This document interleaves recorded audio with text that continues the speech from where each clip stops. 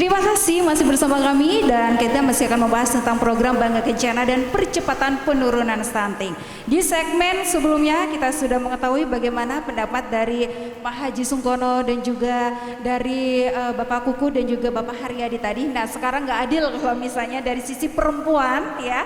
Kita akan mengetahui bagaimana untuk OPD atau dari KB Kabupaten atau Kota Sidoarjo ini terutama menanggapi perkembangan program Bangga Kencana di kabupaten atau di Kota Sidoarjo.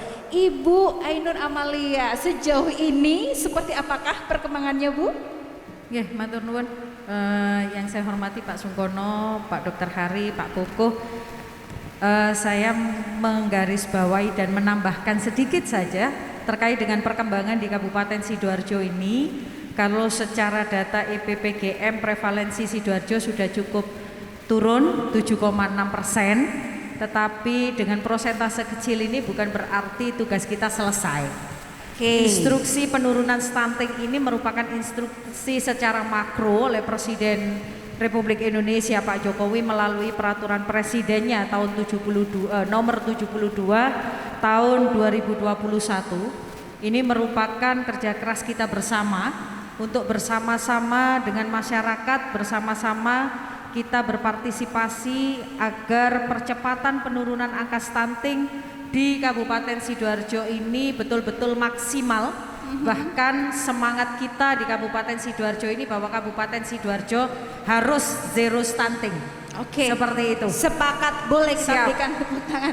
Keren banget ini. Ya. Kemudian upaya-upaya yang sudah kita lakukan sebagai wujud dari kegiatan dan pelaksanaan program Presiden ini, kita sudah melakukan screening bersama Kepala KUA Kabupaten Sidoarjo untuk selalu memberikan bimbingan, untuk selalu memberikan pendampingan melalui tenaga-tenaga TPK kita, tenaga pendamping keluarga, kepada calon-calon pengantin yang ada di Kabupaten Sidoarjo.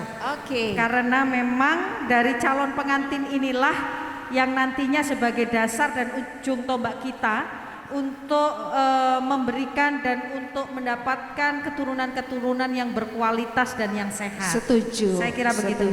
Jadi memang pembekalannya justru dimulai ketika belum menikah. Itu penting sekali ya Ibu Ainun ya, untuk bisa mencegah yang namanya stunting yang akan terjadi gitu. Baik, terima kasih. Saya akan bergeser lagi kepada Bapak Haji Sungkono, ini dia.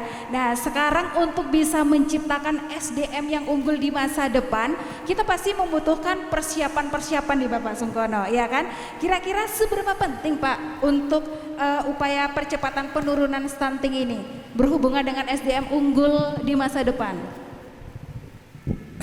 Jadi ini tidak bisa hanya satu kementerian atau lembaga ya.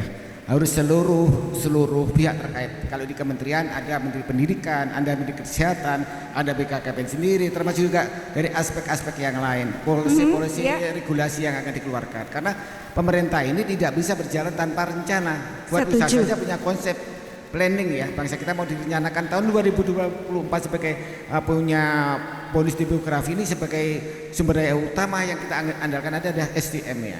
Maka dari itu di samping tadi kalau sebagai keluarga kecil calon suami istri, calon pasangan ibu bapak ini harus mempersiapkan diri, termasuk menjaga diri kesehatannya dia setelah menikah, juga mempersiapkan diri di masa kehamilan. Di samping itu bagaimana pasca melahirkan, termasuk juga 1000 hari pertama dalam menjaga anak. Terus kedua setelah itu juga bagaimana mendidik anak, bukan cukup di situ. Di samping keluarga yang harmonis, termasuk rumah tangga yang tentram gitu loh. Kalau keluarganya nggak tentram ya anaknya nggak sehat-sehat, malah otaknya rusak gitu. Lihat orang tuanya, maka kita harus lebih banyak menjaga hubungan keluarga baik suami istri yang harmonis gitu ya. Terus kedua kita harus membangun kemandirian menurut saya. Stunting ini tidak cukup dari hanya niat, paling tidak mampu memberikan asupan yang cukup. Asupan yang cukup tidak harus mahal ya. Asupan cukup harus ngerti kebutuhan dasar anak itu, termasuk apa yang dibutuhkan.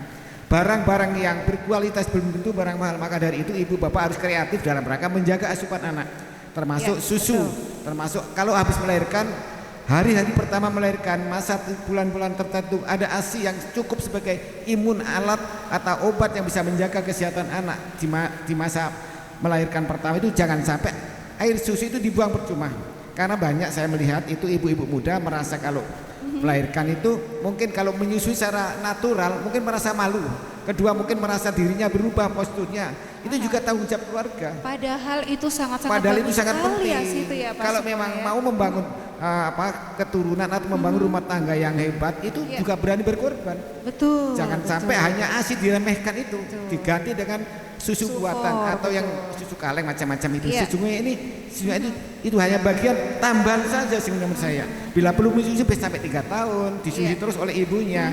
Tapi hari ini karena banyak orang bekerja di luar rumah mungkin akan bisa terganggu. Masih ada caranya dengan membawa alat di mana bisa mengambil ASI itu disimpan di box-box tertentu, Betul ya, sekali, betul supaya sekali. anak-anak ibu bapak sekalian sehat betul. Ya. Ibu-ibu yang hadir ini masih banyak yang produktif barangkali yang biasanya dibuang percuma, ASInya harus benar-benar disimpan gitu. Saya punya TA itu di kantor, waktu melahirkan dia selalu bawa itu.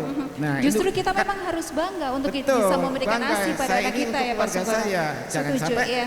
itu merasa malu kalau air susunya diambil secara natural, takut badannya berubah. Ini kan sayang gitu ya. Iya, Saya iya. berharap bangsa kita ini benar-benar Tuhan mengkodratkan seorang manusia itu dengan proses seperti itu. Jangan dirubah. betul. Untuk menambah yang lain bisa menggunakan cara yang lain. Nah, inilah yang saya harapkan ibu bapak yang ada ini nanti akan jadi duta menurut saya. Betul. Jangan malu kalau punya cucu, anaknya itu kalau tidak disusui sama ibunya itu harus ditegur. Gunakan air susu itu penting kan, bisa menambah imun anak termasuk di dalamnya. Jangan sampai karena model, karena pergaulan yang hari ini modern, justru itu dianggap kurang baik. Menurut saya itu penting gitu ya. Jadi inilah pengorbanan bangsa kita. Kalau dulu bapak berjuang untuk anak cucunya supaya merdeka, mengorbankan nyawanya, sekarang ibu bapak untuk berkorban masa depan anaknya harus mengorbankan hal-hal seperti itu. Lebih berat mana? Waktu dulu berjuang melawan Belanda, hari ini kita berjuang untuk kesehatan anak kita dengan mengorbankan. Lebih susah dulu Pak pakai perang ya, saya gitu rasa ya. itu Betul. mental bangsa kita harus percaya diri. Ya. Dulu bangsa yang Jepang saja waktu tahun 45 yang saya dengar dari bapak ibu orang tua itu orangnya pendek-pendek gitu ya. Mungkin setinggi saya ya. Oke. Tapi sekarang orang Jepang itu nggak ada yang pendek-pendek. Mungkin orang tuanya peduli bagaimana menyiapkan SDM-nya tahun-tahun tertentu. Itu terbukti orang Jepang sekarang tinggi-tinggi. lebih tinggi-tinggi. Nah, kita bangsa Indonesia sumber daya alamnya banyak, pohon-pohon buah-buah yang begitu banyak, tapi kekurangan nutrisi dan vitamin. Ini kan sayang ya.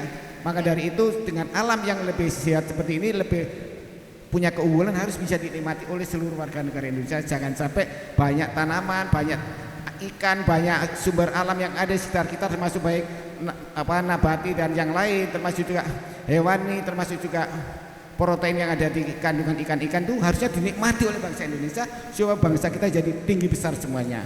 Dan pintar-pintar semuanya gitu. Makan ikan asin kadang-kadang malu ya, padahal makan ikan asin Padahal enak ya. loh itu. Iya kan? Saya kalau punya tamu lah hari ini makan ikan kelotok, saya sajikan ikan kelotok. Tapi kan nggak setiap hari ikan kelotok, kadang daging, kadang ikan yang lain. Itu kan penting kita merasa makanan yang ada di sekitar kita sehingga itu ada satu keunggulan yang kita nikmati. Bagaimana di negara-negara yang suhunya tidak sama dengan kita, untuk makan tertentu saja harus tunggu masa-masa tertentu. Nah, Indonesia negara tropis, Bapak Ibu sekalian bisa menikmati apa yang ada ini untuk pendidikan anak cucu kita supaya bangsa kita itu benar-benar sehat betul. Amin, baik-baik, setuju sekali. Jadi sebenarnya itu banyak sekali kok cara untuk kita bisa memberikan yang maksimal untuk anak kita. Saya juga ingin tahu kira-kira strategi dari BKKBN apa ini dalam upaya percepatan penurunan stunting. Bapak Haryadi, kalau dari BKKBN pusat yang sudah dilakukan, upayanya atau strateginya untuk penurunan stunting gimana ini, Pak? Strateginya secara prinsipnya ada 2 hal. Dari internalisasi kita melakukan sosialisasi bersama dengan kemitraan melalui anggota DPR. Baik. Dan yang kedua dengan eksternalisasi kita selalu merimen kepada seluruh kementerian lembaga karena memang stunting ini adalah tanggung jawab bersama. Karena ada keterkaitan erat ya, seperti Kementerian PUPR ya, pekerjaan umum itu kan ada bedah rumah dan sebagainya. Karena penting rumah ventilasi yang bagus, sarana air bersih yang bagus, sarana untuk minum konsumsi yang bagus, itu akan memberikan kemudahan untuk penuntasan stunting.